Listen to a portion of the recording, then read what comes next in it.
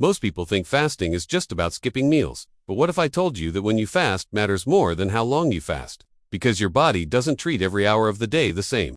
Inside you, there's a biological clock. And when you eat or stop eating can completely change whether your body burns fat or stores it. Today, we're going to break down exactly when fasting works best, what's happening inside your body during different fasting windows, and why timing matters more than most people realize.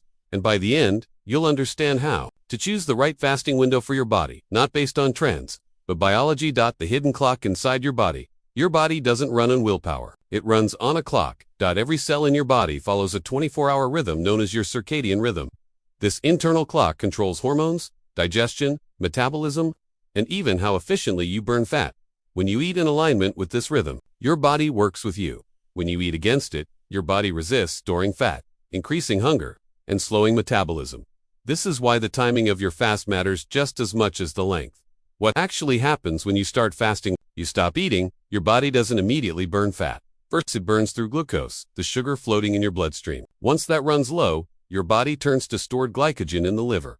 Only after glycogen is depleted does your body begin switching to fat-burning mode. This process doesn't happen instantly. For most people, fat burning begins 12 to 16 hours into a fast. Autophagy, the cellular cleanup process, usually increases after that. So the real benefits don't come from skipping breakfast once. They come from consistent timing that allows your body to fully shift gears. Why nighttime fasting is so powerful here? Something most people don't realize. Your body is biologically designed to digest during the day and repair at night. When you eat late at night, you force your digestive system to stay active when it should be resting. This disrupts melatonin, insulin, and growth hormone, the three hormones most important for recovery and fat loss.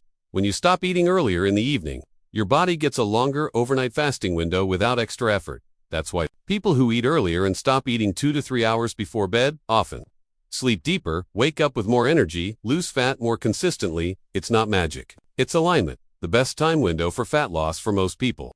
The most sustainable and effective fasting window is early time restricted eating. That means eating your first meal in the late morning or early afternoon, finishing your last meal by early evening. Common example: first meal, 10 to 11 a.m., last meal, 6 to 7 p.m.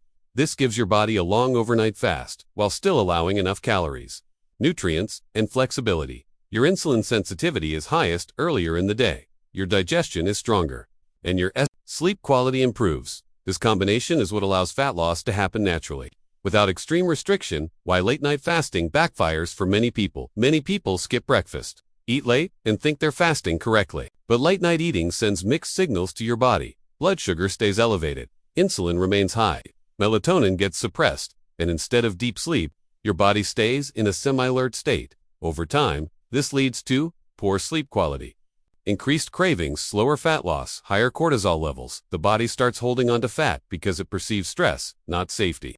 Fasting only works when your nervous system feels safe. How long should you fast? There's no single perfect answer, but here's a general guide. 12 to 14 hours, great for beginners, improves digestion and blood sugar control. 14 to 16 hours, sweet spot for most people. Fat burning increases. Hunger stabilizes. 16 to 18 hours, stronger fat loss and metabolic benefits, but only if sleep and nutrition are solid. 20 plus hours, advanced, useful occasionally, but not necessary for most people and can increase stress if overused. Longer is not always better. Consistency beats intensity.